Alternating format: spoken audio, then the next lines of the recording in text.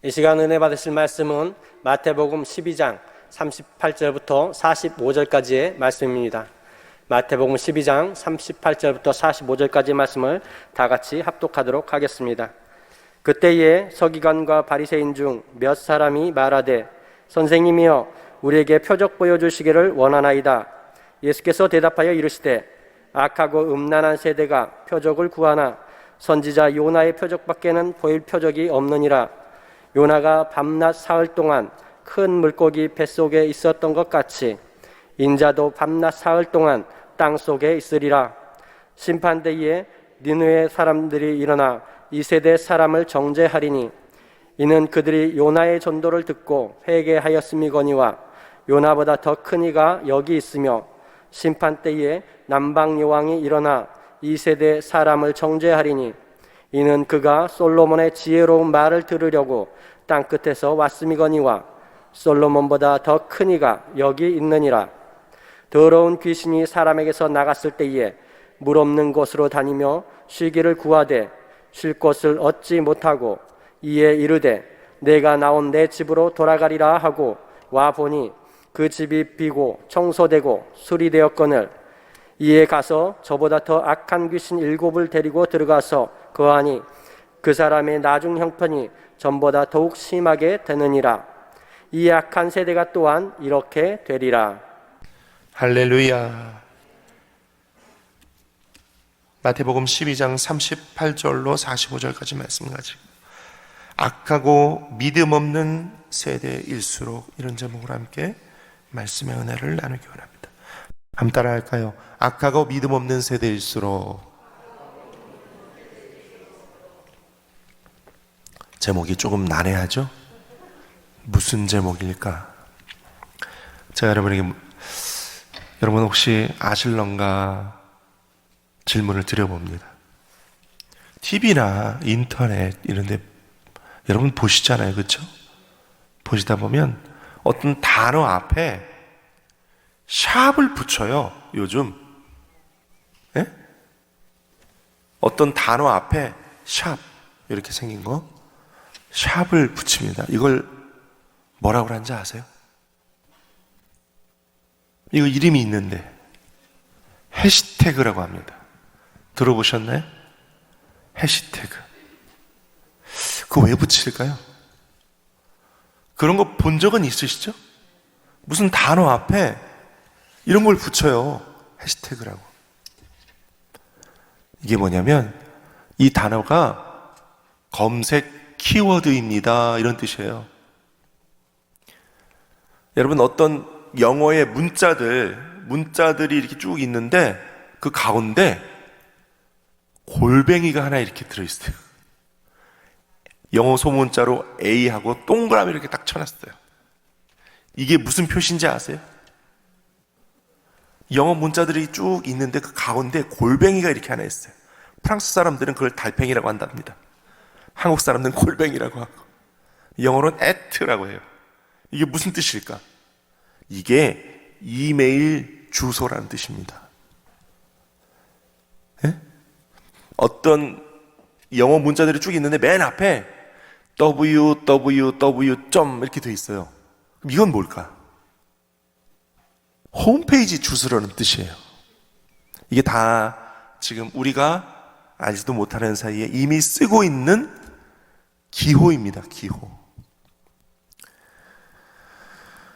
갑자기 장 목사가 왜 아침부터 어려운 이야기를 하느냐? 한번 따라할게요. 키워드. 어떤 주제를 말하거나 어떤 내용을 전달하기 위해 쓰는 단어나 기호가 있어요. 그 키워드 또는 그 기호, 그 표시를 하면 우리가 약속한 바가 있습니다. 어떤 영어의 문자들 가운데 골뱅이가 들어가면 이거는 이메일 주소구나. 앞에 www. 붙으면 이거는 홈페이지 주소구나. 앞에 해시태그가 붙으면 이건 검색 키워드구나. 그렇구나. 우리가 알고 있는 키워드가 있어요.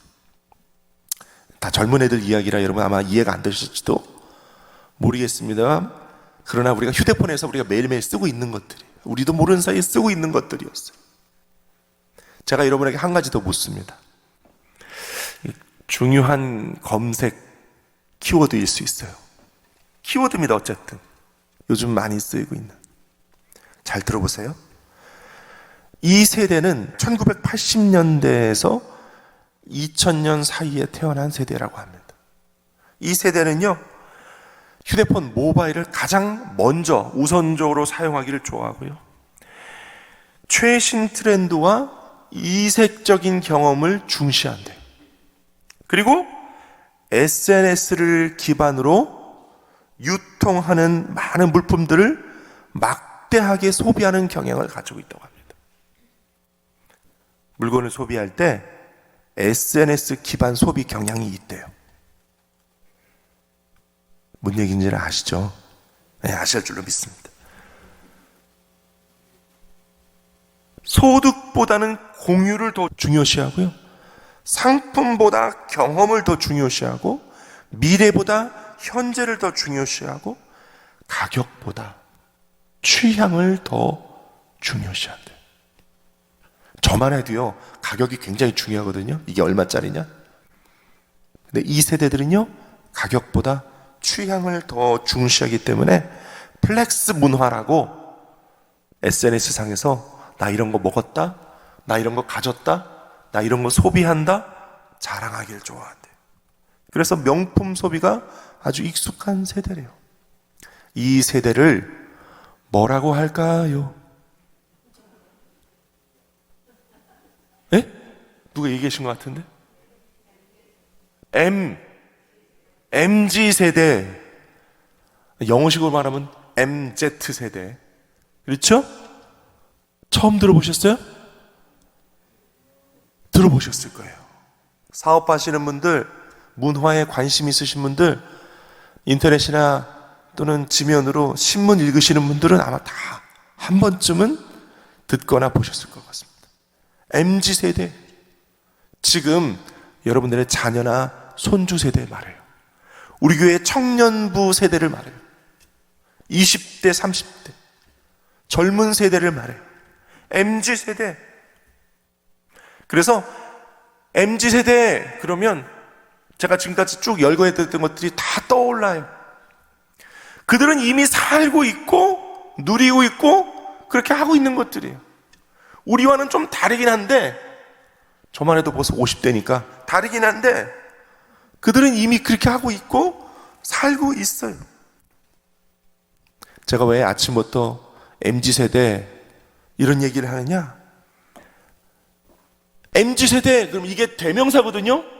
그래서 저보다 연세가 많으신 분들에게 제가 대화를 나눌 때, 목사님 또는 뭐 어르신, 요즘 젊은 세대는 MZ세대라고 해서요, 그러면 아 그렇지, 이해를 하세요. 요즘 젊은 세대, 저는 젊은 세대 이렇게 얘기하는데, 제가 젊은 세대 그러면 벌써 제가 나이 들어 보는 거잖아요. 사람들이 싫어해요. 저도 싫어요. MZ세대, MZ세대. 그런데요, 오늘 예수님께서도 한 세대를 말씀하고 계세요. 어떤 세대냐? 오늘 본문 마태복음 12장 38절에서 45절까지 서기관과 바리새인들이 예수님께 물어요. 38절. 선생님, 우리에게 표적 보여주시기를 원합니다. 그래요. 뭘 보여주세요? 표적 보여주세요. 이래요. 예수님이 39절에 이렇게 대답하세요. 악하고 음란한, 그랬는데 제가 다른 성경, 현대어 성경 또 다른 번역의 성경들을 보니까 악하고 믿음 없는 세대 이렇게 표현된 경우가 많거든요. 그래서 제가 믿음 없는 세대라고 할게요. 한번 따라할까요? 악하고 믿음 없는 세대. 악하고 믿음 없는 세대가 표적을 구한다 이렇게 대답하세요. 악하고 믿음 없는 세대가 표적을 구한다 이렇게 대답하세요. 그러시면서 12장에서 세 가지 말씀을 하세요. 이 12장 앞절에 보면요, 예수님께서 9절에서 13절까지 손 마른 사람의 병을 고쳐주신 장면이 나오고요, 15절에 보면 그때 당시 예수님을 따라다니는 많은 사람들이 있는데 그들의 병을 다 고치시고 이렇게 나와요. 한번 따라할까요? 다 고치시고, 다 고치시고. 주님이 어떻게 하셨다고요? 다 고쳐주셨다고요. 이 바리새인과 사두개인들, 서기관들이 예수님이 만나는 병자들을 다 고쳐주신 것을 봤어요. 옆에서 다 봤다고요. 봤는데도 또 표적을 보여달라는 거예요. 아니, 예수님이 다 고쳐주셨거든요. 그걸 옆에서 다 보고도 예수님께 또 표적을 보여달라는 거예요. 그래서 주님이 뭐라고 표현하시냐면, 야, 너희는 진짜 악하고 믿음 없다, 이렇게 표현하시는 거예요.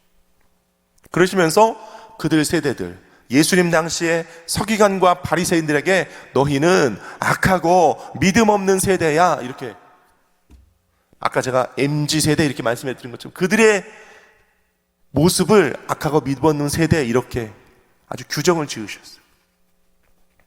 그리고 오히려 그 악하고 믿음 없는 세대들에게, 그 믿지도 않고 보고도 믿으려 하지 않는 악하고 믿음 없는 그 세대들에게 세 가지의 표적에 관한 말씀을 하세요. 세 가지 키워드, 오늘 제가 여러분과 함께 나누면서 우리에게도 주시는 하나님의 음성 들을 수 있기를 예수 그리스도 이름으로 축원드립니다. 주님이 말씀하신 그 악하고 믿음 없는 세대들을 향한 첫 번째 키워드는요, 요나와 니느웨의 회개. 한번 따라할까요? 요나와 니느웨의 회개. 39절에서 41절까지 제가 읽어드릴게요. 예수께서 대답하여 이르시되 악하고 음란한 세대가 표적을 구하나 선지자 요나의 표적밖에는 보일 표적이 없느니라. 요나가 밤낮 사흘 동안 큰 물고기 뱃속에 있었던 것 같이 인자도 밤낮 사흘 동안 땅속에 있으리라.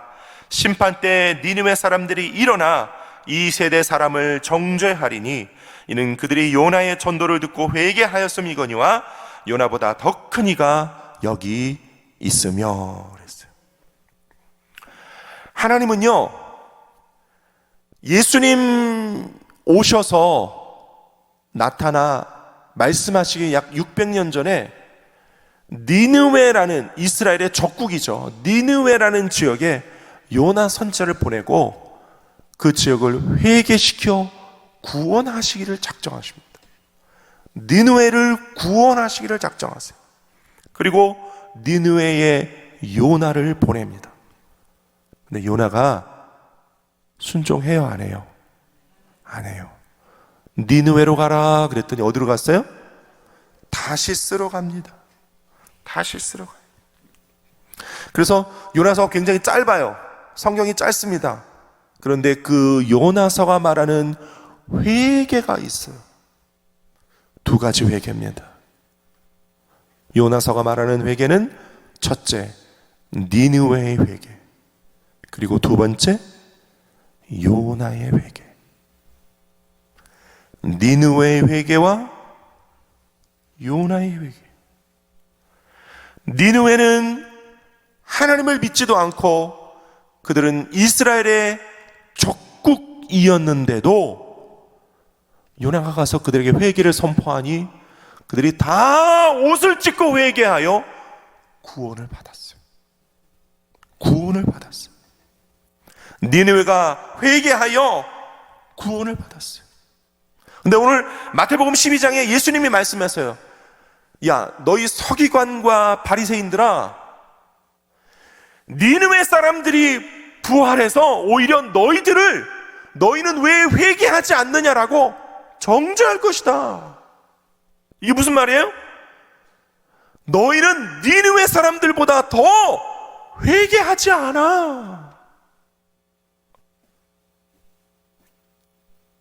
요나가요, 다시스로 가는 배를 타고 가다가 풍랑을 만나 물고기 뱃속에 들어갔습니다. 3일 동안 뭐 했습니까? 물고기 뱃속에서 3일 동안 뭐 했어요? 회개했어요. 그리고 물고기가 토를 했는데 거기가 어디예요? 니느웨 앞바다예요. 니느웨 앞바다. 그 다음 요나는 순종합니다. 순종해요. 그러니 요나의 표적의 키워드는 회개와 순종인 것입니다. 회개와 순종. 오늘 바리새인, 서기관들, 사두개인들에게 주님이 너희는 믿음 없는 세대다 이렇게 규정하시면서 너희가 제발 좀 회개하고 순종했으면 좋겠다. 마태복음 12장에서 예수님이 그렇게 말씀하시거든요. 오늘 이 주님의 가르침이 저와 여러분과 우리의 마음 가운데에도 신비에 새겨지시기를 축원드립니다. 왜냐하면 우리도 밥 먹듯이 다시스로 가는 배를 타거든요. 우리도 그렇거든요. 우리도 그렇지 않습니까? 저만 그런가요? 우리도 그래요. 밥 먹듯이 니느웨로 가는 배를 타지 않고 다시스로 가는 배를 타요. 41절 하반절에 요나의 전도를 듣고 니느웨도 회개하였음이거니와 요나보다 더 큰 이가 여기 계시다. 바로 예수 그리스도를 말씀하고 있거든요. 요나가 전한 회개보다 더 크신 예수 그리스도의 회개 운동을 오늘 저와 여러분들이 깨닫고 주님의 말씀을 우리 가운데 받아들여 회개로 무릎 꿇고 주 앞에 나아가는 우리 순복음 강남교회가 저와 여러분이 다 되시기를 예수님의 이름으로 축원드립니다. 우리가 이 나라와 민족의 죄악, 한국 교회의 죄악, 우리 교회와 우리 자신과 우리의 숨겨지고 은밀했던 모든 지난 날들을 다 회개하고 하나님 앞에 은혜를 구할 때 주님은 니느웨도 회개하여 구원시키신 것처럼 오늘 우리도 놀라운 회복과 기적으로 새롭게 하실 줄 믿습니다. 오늘 예수님께서 악하고 믿음 없는 세대들에게 주시는 두 번째 키워드는요, 솔로몬보다 더 큰 지혜입니다. 한번 따라할까요? 솔로몬보다 더 큰 지혜. 42절 읽겠습니다. 심판 때에 남방 여왕이 일어나 이 세대 사람들을 정죄하리니 이는 그가 솔로몬의 지혜로운 말을 들으려고 땅끝에서 왔음이거니와 솔로몬보다 더 큰 이가 여기 있느니라. 오늘 본문 굉장히 어려운 본문인데요, 잘 들어보시기 바랍니다. 예수님께서 서기관과 바리새인들에게 악하고 믿음 없는 세대여, 너희 유대인들이 그토록 자랑스럽게 여기는 솔로몬의 지혜, 그 솔로몬의 지혜보다 더 큰 지혜이신 예수 그리스도가 지금 너희 앞에 있다, 이렇게 말씀하고 계시는 거거든요. 여러분, 이 말씀에 우리가 정말로 우리에게 필요한 것이요, 솔로몬의 지혜와 같은 하나님의 지혜인 줄로 저는 믿습니다. 가슴에 손을 얹고 따라할까요? 하나님, 나에게 이 악하고 음란하고 믿음 없는 세대를 이길 하나님의 지혜를 주소서. 하나님의 지혜를 주소서. 그렇게 지혜를 구하며 세상을 이겨나가는 저 여러분 되시길 축원합니다. 정말 우리에게 그런 지혜가 필요하거든요. 근데 오늘 마태복음 12장에 주님께서 일컬으신 그 솔로몬의 지혜가 뭘까? 솔로몬의 지혜는요, 크게 두 가지 장면에서 보여집니다. 첫째는 솔로몬이 재판한 장면이에요. 여러분 기억하시죠? 아이 하나를 놓고 두 어머니가 재판한 장면 기억하실 것입니다.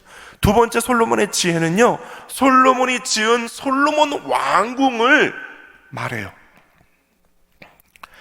역대하 9장에 보면 스바 여왕이라는 사람이 저 멀리에서 솔로몬의 소문을 듣고 솔로몬이 그렇게 지혜가 많다며, 솔로몬의 왕국이 그렇게 위대하다며 나도 한번 구경 가보자. 그리고 저 남쪽에서 예루살렘까지 찾아옵니다.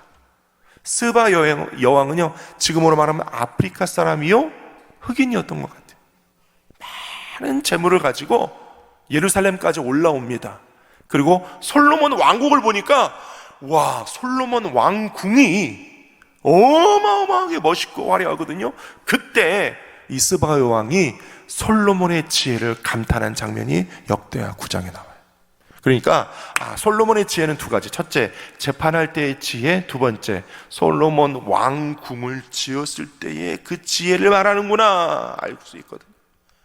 예수님께서 솔로몬의 지혜를 말씀하시면서 솔로몬의 지혜보다 더 큰 지혜가 지금 너희 앞에 있다. 예수님은요, 솔로몬의 왕궁과는 비교할 수 없는 하늘의 영광스럽고 영원한 왕궁을 주님은 지으셨거든요. 할렐루야. 그 영광스럽고 영원한 하늘나라의 왕궁을 지으신 이가 우리 주 예수 그리스도이십니다. 그런데요, 그 하늘의 영광스러운 왕궁의 모형이 이 땅에 있어요. 첫째가 교회요, 둘째가 가정입니다. 교회와 가정이 하늘나라의 모형이에요. 그래서 교회와 가정은요, 하늘의 지혜로 다스리는 거예요. 여러분, 가정, 남편과 아내와 자식이 내 마음대로 내 뜻대로 돼요, 안 돼요? 돼요, 안 돼요? 안 돼요. 절대 안 돼요. 저도 아들이 셋이 있는데요, 한 놈도 제 마음대로 되는 놈은 없어요. 안 돼요, 안 돼. 교회와 가정은요, 내 마음대로 내 뜻대로 절대 안 돼요. 사람의 지혜로 절대 안 돼요. 하나님의 지혜가 있어야 돼요. 하나님의 지혜로 하는 거예요. 교회와 가정은 그런 거예요. 그렇기 때문에 하나님의 말씀의 지혜가 우리에게 필요한 거예요. 최소한 교회와 가정은 그래요.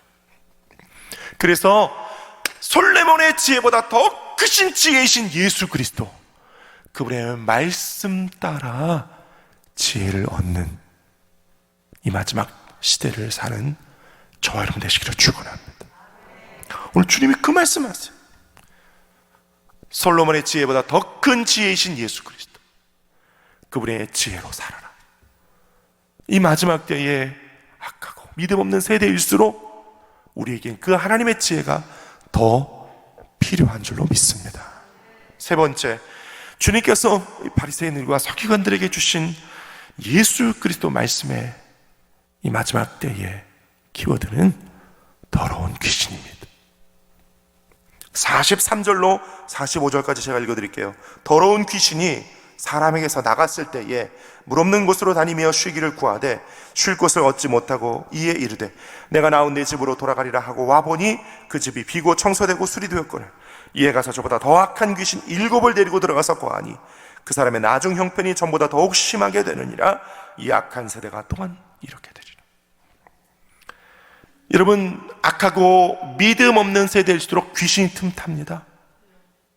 악하고 믿음 없는 세대일수록 귀신이 틈타요.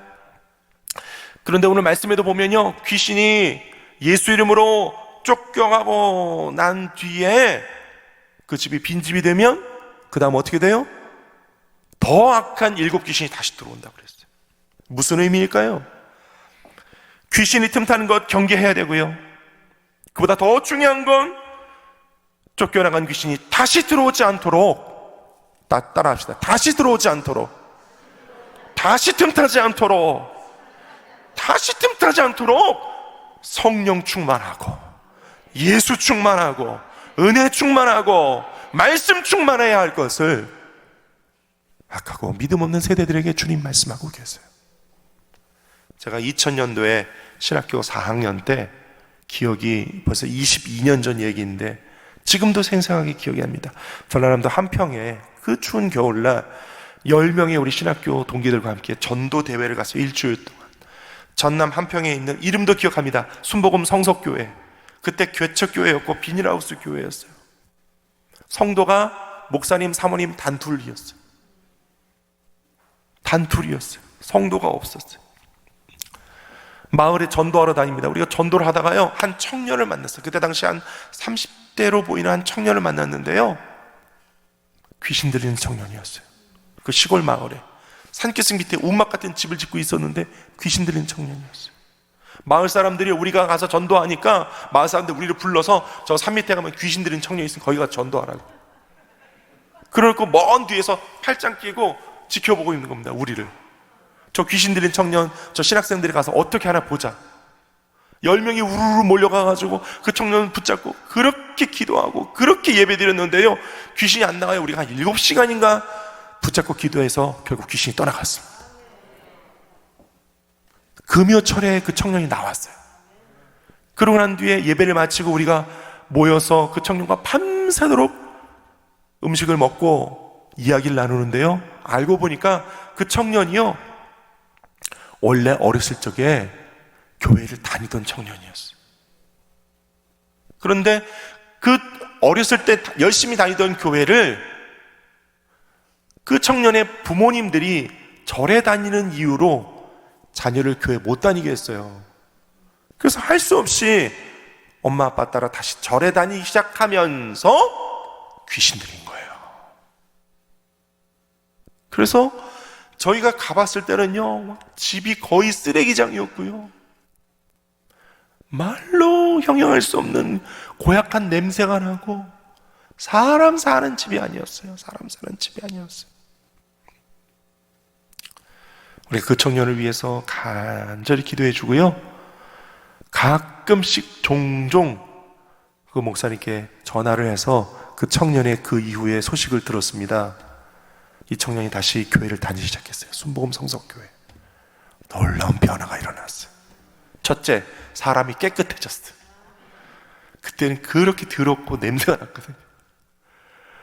깨끗해졌어요.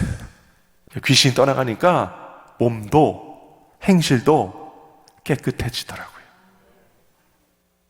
나중에 결혼도 하고요, 사업도 하게 됐어요. 할렐루야.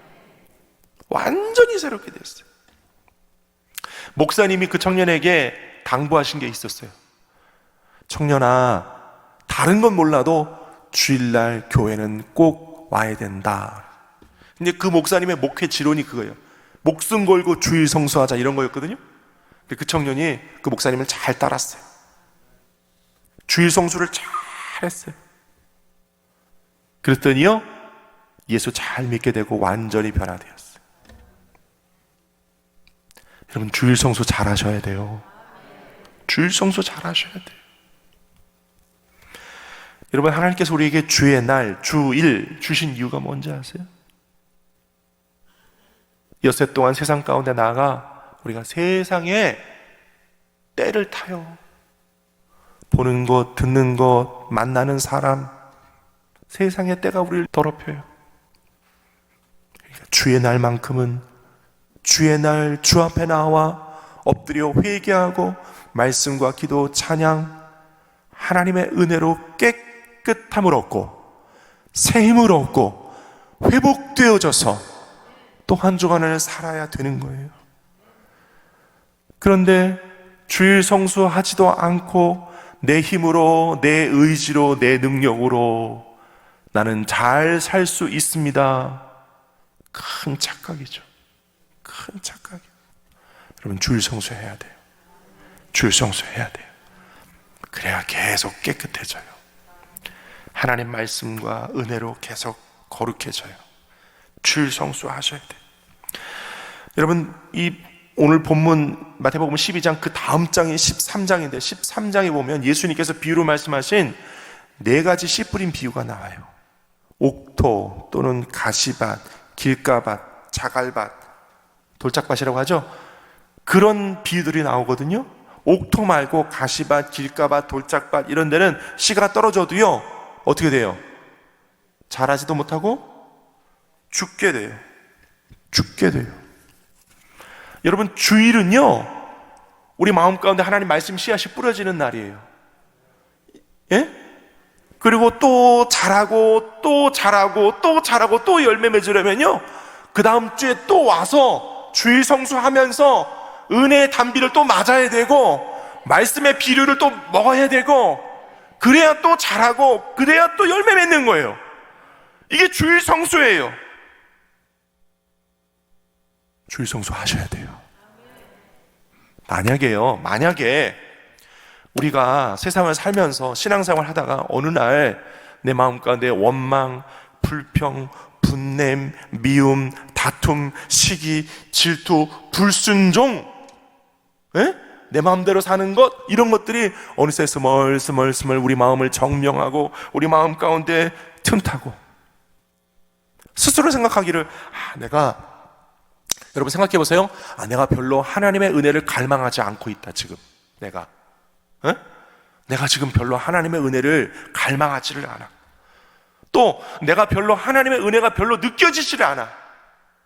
아침부터 저녁까지 하루 종일 살면서 하늘을 바라보면서 하나님 오늘도 우리에게 좋은 날 주셔서 감사합니다, 이런 하나님의 은혜, 살아 숨쉬는 거, 내가 살고 있는 거, 나에게 가정을 주시고 사업을 주시고 자동차를 운전하면서 늘 안전하게 지켜주시는 거, 이와 같은 모든 하나님의 밑바탕으로 깔려있는 이 은혜들이 느껴지질 않아. 너무도 당연한 것이고 그냥 있는 것들이다 이렇게 느껴져. 하나님의 은혜가 감사해지질 않아. 하나님의 말씀의 지혜가 별로 필요하지 않고 하나님께서 나에게 더한 은혜를 주셔야 될 것이 별로 느껴지지도 않고 필요하지도 않아. 갈망이 되어지지도 않다라고 여러분 스스로 진단되어지시면 여러분 안에 이미 귀신이 자리 잡고 있다는 사실 기억하십시오.